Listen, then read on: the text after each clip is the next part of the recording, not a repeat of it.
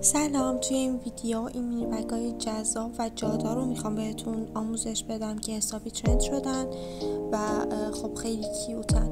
من توی 2 تا نسخه آماده کردم. اولیش اینه، دومیشم اینه. تنها فرقی هم که با هم دارن جابجایی کردن ابعاد توی طول و عرضشونه و همچنین جنسشون.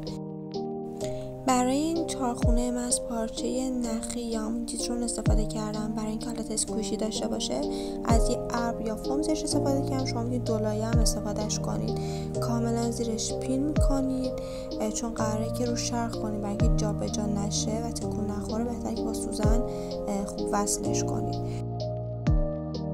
به وسیله یه خودکار حرارتی و یه خطکش باید 3 سانت 4 سانت هیچ فرقی نمیکنه. هر ابعادی که دوست دارید جدا کنید، خطکشی کنید به این صورت و روی این خطها رو کامل چرخ کنید. سرقرصی ابتدا و انتهای کار هم فراموش نشه. حتما یادتون باشه که موقع کشیدن این خطوط جوری اونا رو بکشید که خلاف جهت طرح‌های اصلی پارچه‌تون باشه. بعدم که با یک اتو پاک میشه. میتونید هم خیلی راحت با این پارچه‌های پافری که بیرون آماده است استفاده کنید. خودشون پشمش دارن و راحته. شما به یک مستطیل نیاز دارین به ابعاد 30x40 و یک پارچه آستری دقیقاً به همون ابعاد. اینا روی هم میذاریم و دور تا دورش رو باید چرخ کنید، کل مستطیل رو.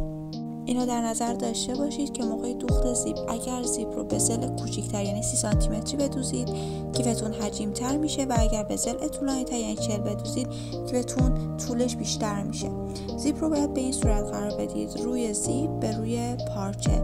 دقیقاً از همین ابتدا که دوخت رو انجام دادید زیپ رو میذارید. میتونید سوزن بزنید که حرکت نکنه و باید از ابتدا تا انتهاش رو همینجوری توی خط صاف چرخ کنید. حتما هم از این پایه‌های مخصوص زیپ دوزی استفاده کنید. پایه‌های تک شاخ توی چرخ صنعتی و چرخ‌های خونگی هیچ فرقی نداره. تمام تلاشتون رو کنید که نزدیکترین محل به دندونه‌های زیپ رو چرخ کنید تا همچین نتیجه‌ای داشته باشه. حالا زیپ رو به سمت بالا می‌کشیم، دوباره روی پارچه به روی زیپ. باید حواسمون رو جمع کنیم مثل سری پیش دقیقاً از کنار محل دوخت زیپ رو قرار بدیم. با سوزن پینش میکنیم و کل مسیر رو مثل سری پیش از ابتدا تا انتها چرخ میکنیم.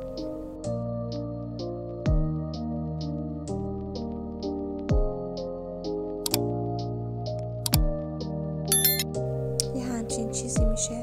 زیپ رو بالا میکشیم. حالا نوبت اینه که کیف رو شروع کنیم. برای تمیز دوزی داخل کار این اضافاتی که میبینیم رو باید کم کنیم. برش بزنیم تا یه جوری که دقیقاً زیر زیپ تموم بشه به این صورت و بعد از لبه زیپ باید چرخ کنیم. یادتون نره که پایه چرخ رو دوباره عوض کنید و پایه معمولی و سادهش رو استفاده کنید.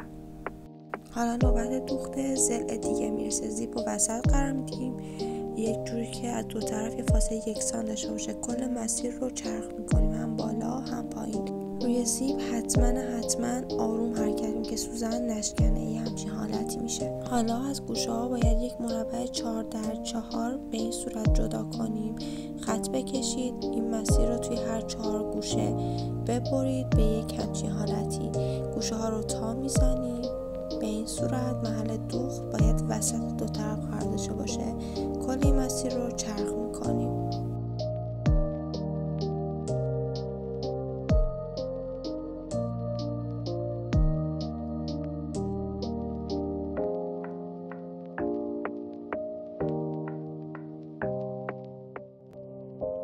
نتیجهش میشه این. شما میتونید این تیکه‌های داخلی رو سردوز کنید یا حتی با نوار اوریب نواردوزی انجام بدید برای اینکه تمیزتر باشه. کیفو کامل برمیگردونیم گوشه هاش رو با دست و این هم از نتیجه کار که داخلش هم به این صورت کاملا آسترکشی شده و تمیز و شیکه.